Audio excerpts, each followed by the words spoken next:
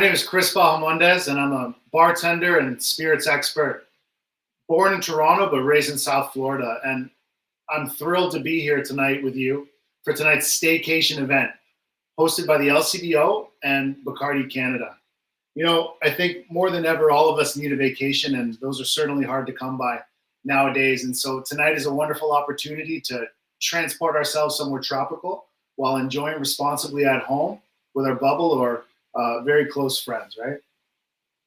Today we're going to be talking about rum, but we're also going to be making some delicious Caribbean cocktails. And I'll be demonstrating a lot of different cocktails and a lot of my favorite cocktail recipes, but you know, you're certainly more than welcome to follow along, maybe make one, maybe make two. But I wouldn't necessarily recommend making all five, as you want to definitely make sure that you're consuming responsibly tonight.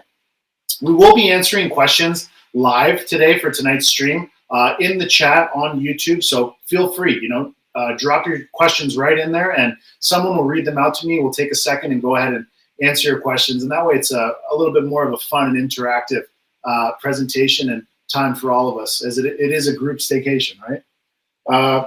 Tonight we're going to be talking about not just cocktails, but also rum, right? And rum is one of my favorite spirits to talk about because I like to compare it to wine in a sense that rum is made from one specific ingredient, sugar, but you can make it anywhere in the world, and there's so many different ways of making rum.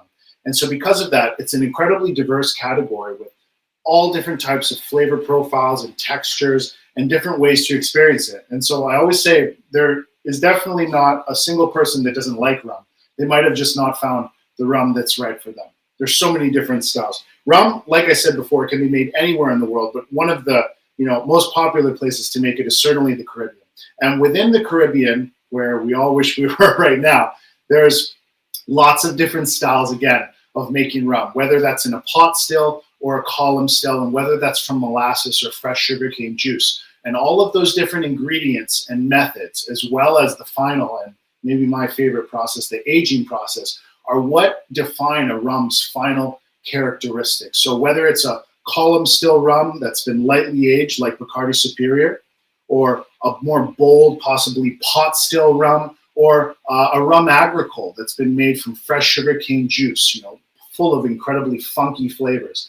You're going to find lots of different styles of rum. Tonight, we're going to talk about the Spanish style of rum and Bacardi rums specifically, distilled on the island of Puerto Rico and aged there, undisturbed under the Caribbean sun. And so we're going to talk about lightly aged white rums. We'll talk about spice rums. We'll talk about flavored rums. And then, of course, I love the aging process. We'll get into the flavors of well-aged Caribbean rums and all of those incredible aged flavors that you can find in different sorts of whiskeys and even cognac that come off of the barrel in really, really great premium aged rums. Another way that you can also age your rums that's important to talk about is secondary cask finishes. So there's a lot of brands out there that'll take different rums and finish them in a secondary kind of cask, whether it's a port, Madeira, Sauterne, other kinds of fortified wine casks. And these are going to lend some beautiful flavors on the finishing, almost like the decoration on top of the cake, the masterpiece that is the rum before they even put it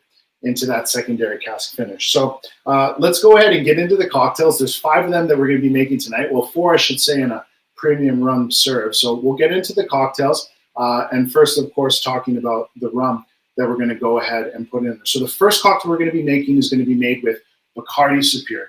And Bacardi Superior is a rum that's been aged at least 1 year. And it's then charcoal filtered to remove the color from it. And so what you get is a lot of the smoothness that comes off of those oak barrels, but then that clean, crisp flavor from the post-charcoal filtration spirit. The cocktail we're going to be making, one of my favorite, the ultimate combination of sweet and sour, the Daiquiri or Daiquiri, right?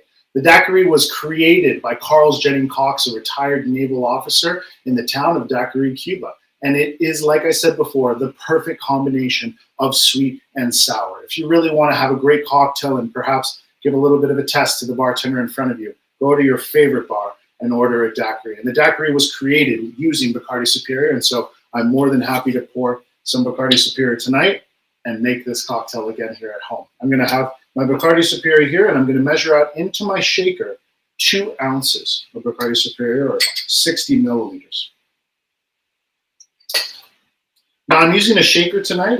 You can also use, if you have at home, let's say, we've been doing a lot of these sessions in this post-COVID world, and not everyone has a cocktail shaker, but a lot of people still want to make cocktails. So some alternatives you could use perhaps are a mason jar with a lid, even a protein shaker, and I've even seen people use reusable water bottles as long as the lid is wide enough to get some ice into it. And other styles of shakers beyond this two-piece that I'm going to use today, great as well, but you need something to shake the cocktail. So I've got my 2 ounces of Bacardi Superior in there. And then, like I said before, that ultimate balance of sweet and sour. And so first I'll add the sour element, which would be 1 ounce of freshly squeezed lime juice. And that's exactly what Carl Jennings Cox used when he created the original Daiquiri.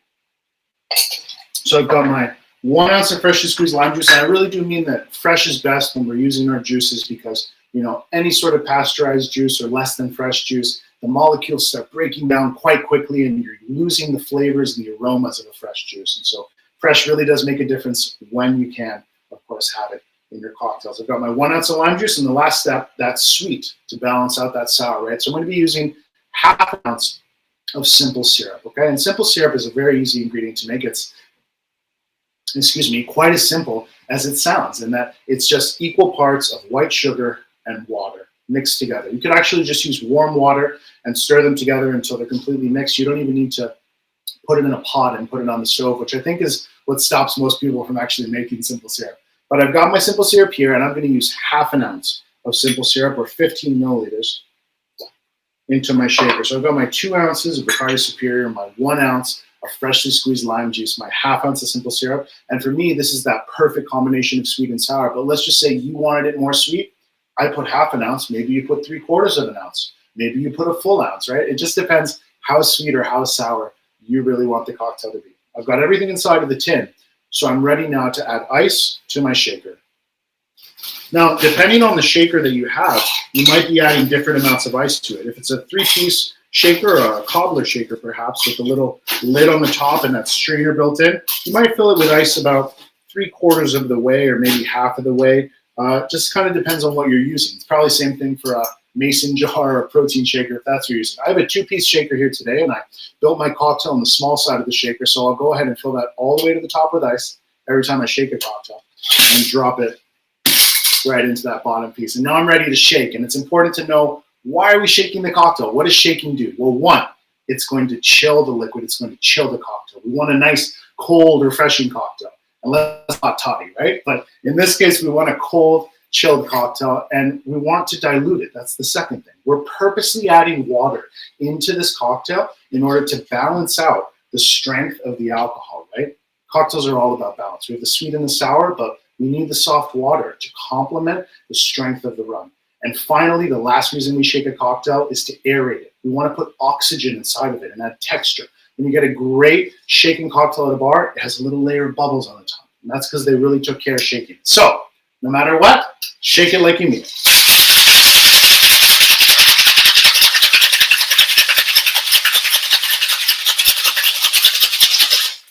There we go. And when my fingers are practically falling off because they're so frozen, I know the cocktail is done, and I'm ready to get it into the glass. Now, I could be using a single strainer here, which is perfect. A lot of people, if you have a 3-piece shaker, the strainer's kind of built in there for you. If you're using a mason jar, get creative. Figure out a way to get the liquid out of the jar and into the glass without the ice. I've got my regular strainer here, or my Hawthorne strainer, and then I've also got, I'm getting fancy here tonight with the LCBO and Bacardi, I've got my fine strainer, okay? So this is going to catch any little pieces of tiny shards of ice, or perhaps pulp from the freshly squeezed lime juice, right? So this will catch anything. We'll go ahead and double strain into this beautiful little coupette that I have here. It's one of those old school champagne glasses. And there I have my perfectly shaken Daiquiri. And you could garnish it with a fresh lime wheel, a lime wedge perhaps. I'm going to be using here tonight a dehydrated lime wheel that I have. They're not too hard to make or find around town nowadays. And so right in the top there, it looks picture perfect. And this cocktail, again, is the perfect combination of sweet and sour. If you guys made one at home, then I want to say cheers to you and salud. It's so refreshing, and what I love even more about this cocktail is how easy it is to modify. So let's say you wanted to make a strawberry daiquiri or a blackberry daiquiri or a blueberry daiquiri, or even a mango daiquiri. All you would need to do is add that particular fruit, right? So in the process, the only thing I would have done differently is muddle the fruit before adding the rum, lime juice, and sugar, and all of a sudden, I have a flavored daiquiri. And Bacardi Superior is the perfect canvas to kind of paint on with those different fruits and the citrus and the sugar. So that's the daiquiri, and if you guys are ready, I think it's time to move on to the second cocktail. So the second cocktail we're going to be making is, again, a super refreshing one, but very simple. This one for me, you know, the daiquiri takes a little bit of time. Maybe it's something that you're making just before a special dinner, right? To kind of get the mood going and have a little bit of a celebratory moment, right? Or you have it at a cocktail bar. A daiquiri is a little bit of an elevated and fancy cocktail. The next cocktail we're going to make is something you can have, you know, once COVID regulations are gone, at least with friends in a group setting easily and have a great time, whether it's watching a sports game or, you know, having a bit of a picnic in the backyard. There's a lot of ways to do it. We're going to be making a Bacardi Spiced Mule, and the spirit we're going to be using is Bacardi Spiced. Bacardi Spiced is a spiced rum from the Bacardi family, and it's made using natural flavors. It has honey, cinnamon, nutmeg, cinnamon flavors to it, and it is one of the few aged spiced rums on the market. And so because of that, it is incredibly mellow and smooth and delicious. And we're going to be making, like I said, a Bacardi Spiced Mule, right? And the Mule is perfect for this cocktail because that spicy ginger beer is going to blend so perfectly with the Bacardi Spice. So let's go ahead and we're gonna show the cocktail recipe, and then let's go ahead and make ourselves a Bacardi Spiced Mule. So the first step is you're going to want, well, I don't have one of those beautiful, fancy mule mugs, but I bet a lot of you guys that are watching at home do. And so what you're going to want to do first is grab your beautiful copper mule mug and fill it all the way with ice. Now, in my case, I'm going to be using still equally beautiful, a nice glass, a rocks glass that I filled all the way with ice. And this cocktail, I think the reason that this cocktail is so perfect to make with your friends or your family and have a good time easily in group settings is that you don't have to shake it. You don't have to stir it. All you have to do is put the ingredients inside of the glass, and you have a delicious but somewhat elevated cocktail because of the ingredients that are inside of it. It's a little bit more fancy than a vodka soda or a rum and coke, right? This is a Bacardi Spiced Mule, and so we're kind of taking it to the next step. So I'll start with my Bacardi Spiced, of course. I'll take 1.5 ounces of the spiced rum and measure it out of 45 milliliters and add it directly into my glass. Next step, that ginger beer, right? The quintessential ingredient in any meal, right? Ginger beer, some people don't know, is actually not necessarily a beer. It's actually just almost like ginger ale, but using fresh ginger. And so it's incredibly spicy, refreshing, and delicious. I'm just going to grab my bottle opener that I forgot to grab before.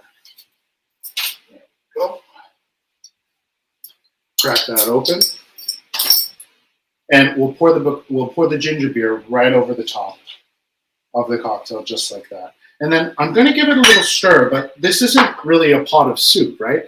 It's a cocktail, and what we're looking to do is not necessarily stir in a circle, but I want the ginger beer to go from the top of the cocktail to the bottom, and the Bacardi Spice to come from the bottom all the way to the top. And so I'll go ahead and just give it a light stir and an up and down motion to mix it. And then lastly, part garnish, part flavor. I want that refreshing acidity, that zing to the cocktail that can only come from fresh citrus juice. And so I'll take 2 lime wedges and just squeeze them lightly right over the top. And that's going to give me my citrus as well as that beautiful, acidity that I need, and it looks extra pretty right on top. So that is the Bacardi Spiced Mule. And again, it's so perfect in a group setting because you can have that 1 bottle of Bacardi Spiced, a pack of ginger beer right there, a bucket of ice, and some lime wedges, and your friends and family, they'll be more than pleased to just go to town, and you won't be stuck in the kitchen making cocktails for your friends. You'll get to actually spend some time with them, right? And that's what, for me, the ultimate hosting tip is: have a plan for your drinks so that you're not stuck in the kitchen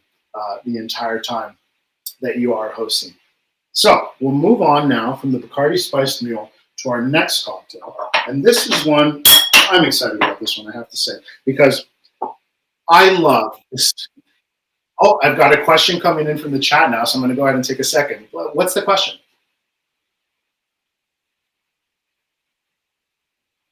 Yeah, so Jan is asking me if that's a copper jigger I have. It's actually, I think it's copper plated, but I got this downtown. And, you know, we're lucky. I live in Toronto, and we're lucky to have a variety of different places to order tools from. And so I got this one downtown on Queen Street near Ossington, and it's copper plated. But you know, I like the jigger because it's functional. It does look pretty, but it has 1 ounce all the way to the top on one side and 2 on the other, and then inside there's lines for quarter ounces as well as 1.5 on the large side, and so I can measure out anything I need effectively. But there's lots of different styles and shapes of jiggers, and you know, if it's something you're into, I definitely recommend you know, searching some local cocktail shops, or even at the LCBO, you can probably pick up some tools there at certain locations as well.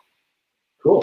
So the next drink, like I said, I wanted to do is like a, well, I didn't say it actually. It's a light pina colada. So what I was saying is I love going on, you know, when I'm on vacation and getting a fresh, beautiful pina colada. It's probably one of the most, you know, luxurious cocktails I think that you can have, almost a bit gluttonous with that beautiful creamy coconut and the pineapple. But there is absolutely no secret that the pina colada is not necessarily a light or healthy cocktail for you, right? So what if you could have all those flavors but without any of the guilt? And that's what I think this next cocktail does. It's our light pina colada, right? And the light pina colada is all of those same flavors, but mixed together in a different way. So the spirit we're going to be using for that one is Bacardi coconut. And Bacardi coconut is a white rum that has then been added to, you know, natural coconut flavors added to it, as well as lightly sweetened in order for it to blend a little bit better into spirits. And that's quite typical with flavored rum. So I've got my Bacardi coconut that I'm going to be adding into this light pina colada. So I'll grab the spirit, and I'm going to do 1.5 ounces of my Bacardi coconut. And in this case, again, guys, I'm not shaking the cocktail. I'm just building it. So I've got my Collins glass here that I filled all the way to the top with ice, and I've added my Bacardi coconut. And I want to make a call out, actually, that in the description of the YouTube, which you guys are all watching right now, all of the recipes are actually there as well. So just in case you miss anything, you can always go and reference the recipes there and the spirits there. And of course, this video will be available later that you could rewatch, and if you're kind of trying to follow along, you could pause as well. So lots of opportunities for you to follow along with the recipe. But I've got my Bacardi coconut that went in there, and the rest of my light pina colada, all those classic flavors we need, right? So I'm going to be using pineapple juice and coconut water, 2 ounces of each one. That's going to be, you know, the pina and the colada. So let's add our 2 ounces into the glass of my pineapple juice and my coconut water. I love coconut water. I don't know about you guys. And then finally, I need a little bit of refreshing acidity again, right? That moment in the cocktail. And so I'm going to take my lime juice here and add 1/2 ounce into the cocktail. This is another one it's quite simple. You don't have to shake it or stir, really, just a nice build, but it's got a lot of fun and complex flavors to it. So I've got my Bacardi coconut, my pineapple juice, coconut water, and lime juice. Again, I'm not going to stir in a circle. I just want to mix everything and have it all together, right? I don't want to take a sip and taste nothing but coconut water or nothing but that Bacardi coconut rum, right? I want to have an even flavor. So I'll just do a light up and down motion, just like this. And now I have a perfectly blended cocktail. And the last step, I want every cocktail to look and smell just as good as they taste. So the garnish is incredibly important. So first of all, I've got some beautiful, you know, fresh pineapple wedges here. I'm just going to go ahead and slide one right on the rim of the glass, just like that. And then I've got some pineapple leaves. Pineapple fronds or pineapple leaves are probably the most underutilized garnish out there, right? You can find them at cocktail bars, but people don't think about it. Like, how many times have you thrown away the top of the pineapple because you thought there was nothing to do with it? Well, the pineapple leaves or fronds make an absolutely beautiful garnish. It sets your drink apart from anyone else's, and so I'll drop them right in there on the top of the cocktail. And I have a beautiful, for sure, pina colada. If you're at home right now and you followed along and made this one, cheers to you. I know you're going to enjoy it, but for sure, reference that recipe, go back there, follow again, watch the video again, I should say, and pause as you need to try this cocktail because I think you're really going to like it. Yeah. It's just a great combination of that fresh coconut flavor along with the pineapple juice, and that really is one that you can go ahead and take all the way to the bank, I think. So as I promised when we started the event, I said we were going to talk about, different styles and ages of rum. So far we've covered, younger rums that are charcoal filtered. Of course, we've covered different flavors of rum, spiced rum, and we've also covered coconut rum. And now we're going to move into aged rums, right? And the effect that oak barrels and wood can have on rum is absolutely profound. I think when people think of brown spirits, rum's not the first thing they think of. Sometimes they think of whiskeys, whether it's bourbon or Canadian rye or Scotch whiskey, single malt or blended, Irish whiskey, right? We think about cognac. Sometimes we think about well-aged tequilas, but not everyone thinks about rum. And rum has the benefit of being aged in the Caribbean many times in sun, but in tropical warm climates where it takes on massive amounts of wood and oak flavors, right? And when you age rum in the Caribbean for a minimum of 8 years, like the next rum we're going to do, or the minimum of 10 years, like the rum after that, you're taking on beautiful oak, vanilla, leather, tobacco, chocolate flavors. So in the case of Bacardi Ocho, which we're going to be using next, that rum is aged a minimum of 8 years. And that 8 on the bottle is a guarantee. And every bottle of Bacardi Ocho, it's so great. It actually says to you right on the front when the youngest rum was barreled, the year. So you know that that's a guarantee that that rum was actually aged for that long. So that said, with that rum having been in the barrels for a minimum of 8 years under the Caribbean sun, taking in all those flavors, those are wood flavors that are comparable to a very well-aged, possibly too-aged bourbon, or even a well-aged. You could compare it almost because of the amount of heat and the rate of evaporation in the Caribbean. You could almost compare it to a 15 or 16-year-old Scotch, right? We're taking on lots of wood flavor. And so this spirit is going to work perfectly in a whiskey-style cocktail like an old-fashioned. And so the next cocktail we're going to make is an Ocho, or rum old-fashioned. And this is, again, one of my absolute favorite cocktails. It's so smooth. It's so delicious. So I'll go ahead and grab this one. I'm going to stir it. I'm not going to shake it, right? I want to chill it and I want to dilute it, but I don't want to aerate it, okay? So I've got my mixing glass here, and then I'm going to be pouring it into a rocks glass. So I'll grab one of my beautiful big cubes. Aren't we lucky nowadays to have, fancy ice? You can just have it at home, not just at the bar.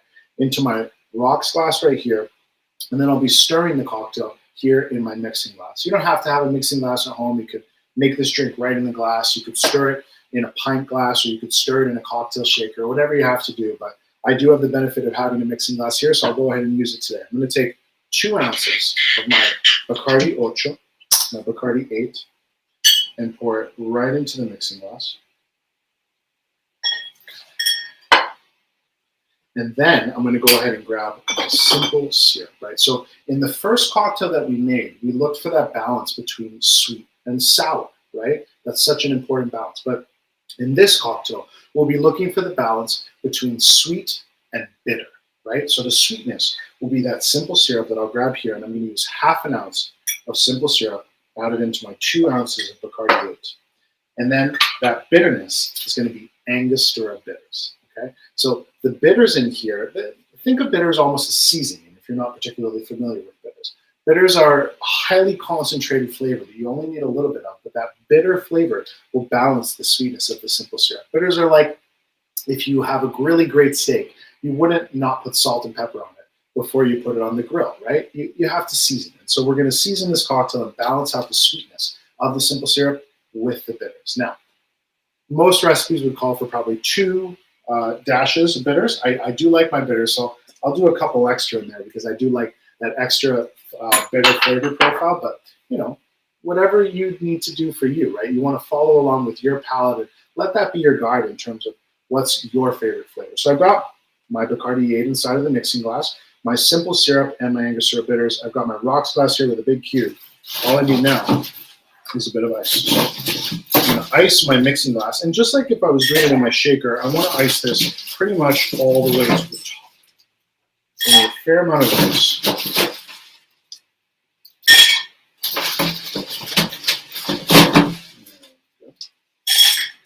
And now we're ready to stir. Now, in this particular case, I've harped on you at this point for stirring in an up and down motion. But in this particular case, we are kind of stirring it like a pot of soup in the regard that we want to spin it in a circle. And it's not. Oh, we have another question coming in from the chat. Yeah, what's the question?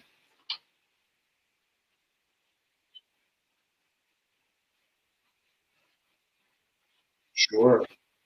Sure. Heidi's asking, what are Angostura bitters? What do they taste like, and why do you add them? And that's a fantastic question. So Angostura is the company that produces the bitters, and those are kind of the most classic bitters that you find in a lot of recipes. Okay, what does it taste like?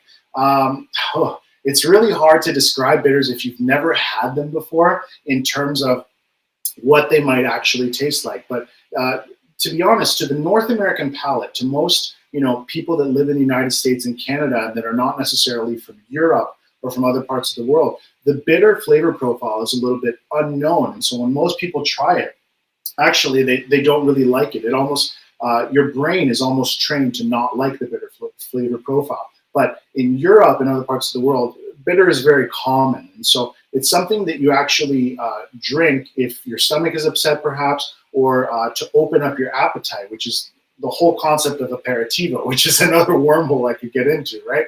But the bitter flavor profile, I'm not sure how to describe it other than it's almost like, in a good way, chewing on a piece of wood or a piece of bark, right? So what are bitters? They are high proof alcohol that's been steeped with lots of different barks, woods, botanicals, different flowers and herbs, and they take on that strong flavor, which is essentially, in our flavor profile or our palate, the opposite of sweet.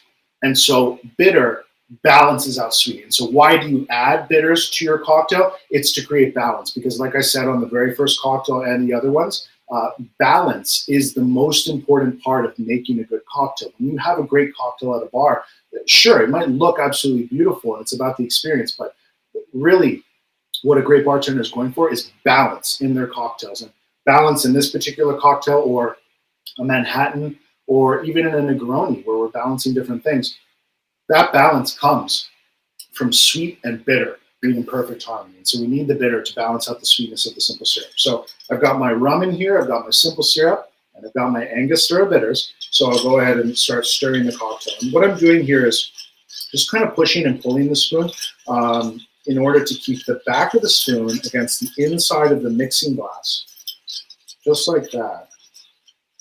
And again, I'm chilling the cocktail, getting it cold. I'm diluting it on purpose. I'm adding water in order to balance out the strength of the rum. If you ever had a very boozy cocktail like a Manhattan, old-fashioned Negroni, and perhaps you thought it still had a lot of bite on it when you had it, it probably just needed to be stirred a little bit longer, because the softness of the water is really what makes it perfectly balanced and more palatable. I'll strain into the glass, and in this case, I'm using another fancy strainer of mine. This is a julep strainer that goes on top of the mixing glass, and I strained it into there. But again, don't let the tools dissuade you from making great cocktails. It really is all about just manipulating and balancing the liquid and getting it in a glass so you can have some fun. So the last step, it always has to look and smell just as good as it tastes. And in this particular case with an old-fashioned, we're looking for an orange zest, right? So I've got my wide peeler here, a nice thick orange zest. Oh, I've got a question coming in from the chat. So let's go ahead with the question. What's that?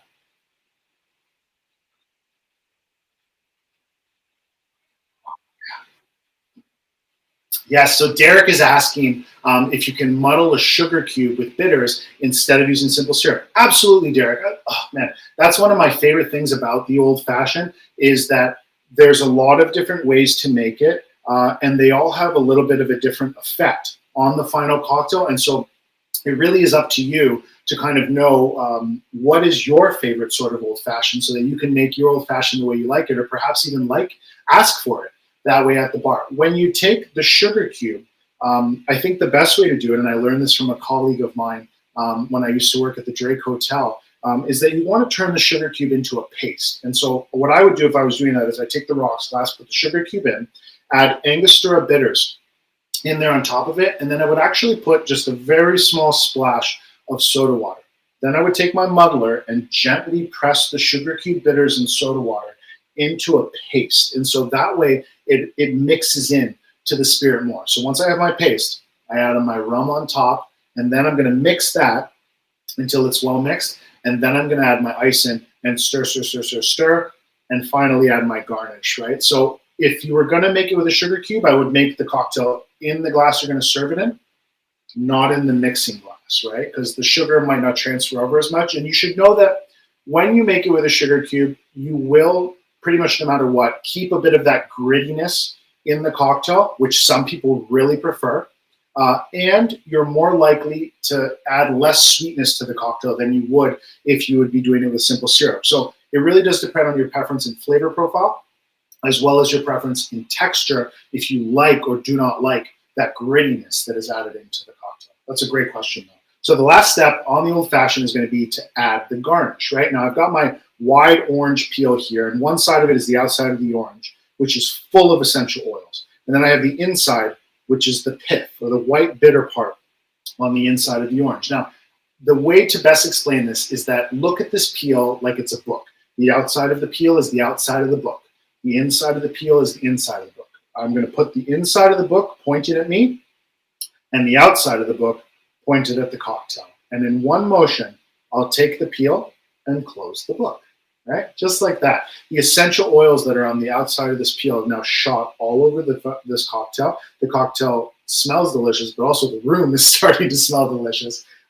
And I didn't affect it with the pith. And now I'll take this peel, rub it over the top of the rim once for good measure, and drop it right into the glass, like just like a little flag there behind my cube. And I have the perfect Ocho or Bacardi 8 rum, old-fashioned, simple syrup, Angostura bitters, orange zest, and the room smells like oranges now.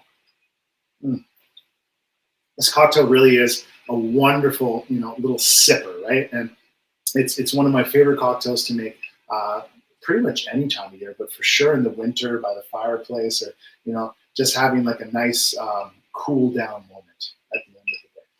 So that is the last cocktail, and the last thing I want to show you, is how to kind of enjoy a well-aged rum, right? Now, Bacardi 8 is certainly a well-aged rum, but you could go even further, right, within our portfolio, or within the Bacardi portfolio, and land on a rum like Bacardi 10 or Bacardi VS, right?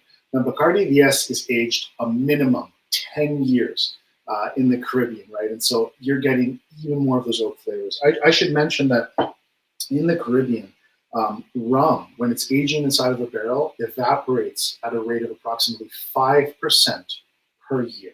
So 5% a year. This is aged a minimum of 10 years. After 10 years, you're looking at possibly losing half or more of a barrel of rum. You filled the whole thing and you waited 10 years and you have lost half to the angels, right? The angels share is what it's called, drinking up the rum. And that happens in the world of bourbons, rye, scotches, Irish whiskeys, all of those categories, cognac, tequila. When you're aging spirits, you are losing share to the angels, right? Now, in a cool climate, like let's say Scotland or Ireland, you're losing it at a much slower rate, right? And so things will often be aged for quite a long time in Scotland or Ireland, right? But in the Caribbean, 10 years, you've lost half of the barrel. That's a lot, right? And so you're getting a lot of that beautiful, oak characteristics and aging on the spirit. And this one has notes of, chocolate, leather, dark chocolate, I should say, not milk chocolate, leather, tobacco, maybe a little bit of marzipan, like beautiful, rich flavors. And just like a good whiskey, it's good on its own, right? So you could drink it neat, or you could drink it on the rocks over a large cube like this one. I'm going to go ahead and just take a friendly 2 ounces and pour it there over the top of my large cube and serve it just like that. So that's Bacardi VS neat. And I mean, if you haven't tried really good aged rums, neat or on the rocks, and you're a whiskey lover already, in my opinion, you really are missing out, because there's a whole world of aged rums out there, and so many of them honestly available at the LCBO to choose from. And again, lots of different flavor profiles you can look at, right? So it's really important, I think, if you love whiskeys, to get out there and try some really good aged rum. And Bacardi VS, in my opinion, is a perfect example of what a good aged rum is, right? So I do want to say, just like I said before, if you get a chance, you're going to want to check out all of these listings at the LCBO and in the online rum shop, right? You've got seasonal and limited releases. And, again, if you are enjoying these cocktails or enjoying any spirits that you bought at the LCBO, you do want to go ahead and enjoy them as responsibly as possible, And finally, and I have another question coming in before I mention some of the ways to shop. Yeah. Oh, cool. Yeah. So Dahlia is asking me what fruit would work well with the first cocktail we did, which was the Bacardi Superior or Bacardi White Daiquiri, right? So Dahlia, I mean, honestly, the only limit is your imagination here, right? You could use any fruit, but I would say that fruits that muddle easier and have bright flavors will probably work best. So blackberries would be great. Blueberries would be great. Soft, ripe mangoes would be great. I don't think oranges work that well. Blood oranges are kind of cool, but they have acidity, and you have to kind of probably add a little more simple syrup in that particular case. Some examples of things that might not work well would be like dragon fruit. Dragon fruit is beautiful, but almost flavorless, to be completely honest. And so adding dragon fruit chunks into your daiquiri might look really pretty with the seeds, but it doesn't add too much flavor. Kiwi is another good one. Bananas, again, you wouldn't get too much flavor out of it. And apples, I don't think would add very much flavor if you muddled them freshly, but using like a nice freshly pressed apple cider could be a good way, right? So it's all about using things that are, I guess, easy to muddle or fresh juices that pack a lot of flavor. You want to use flavorful ingredients in your cocktails in order to get lots of flavor, right? So don't use something that's like a dull flavor already would probably be my best suggestion there. But that's a cool question. And we have another question. Yeah.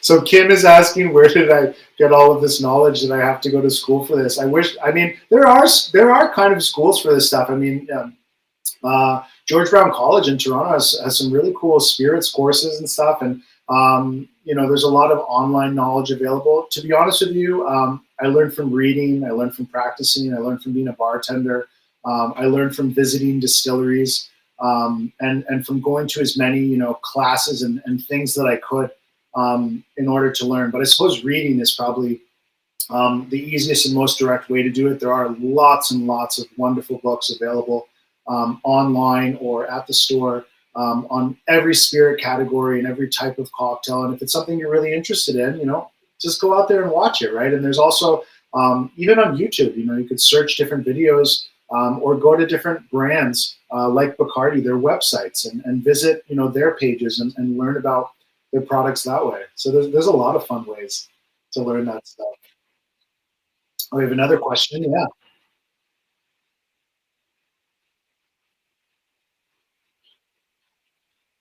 Yeah. So Crystal is asking, is there a big difference between an 8 and a 10-year-old rum? And I would say, first of all, there definitely is a flavor profile difference. But what's really interesting about it, this is almost a broader discussion about aged spirits, right? So whenever you have an aged spirit, it's not like you can just take one barrel and pour it out into bottles and every single time it's going to taste the same, right? So barrels are made from wood, they're made from trees, right? And so in that regard, they are organic. And if I were to take 3 barrels, the same size, put them right here and fill them with the same unaged or particularly young aged rums and put them in there and walk away for 10 years. When I come back, the rums will be at a different level.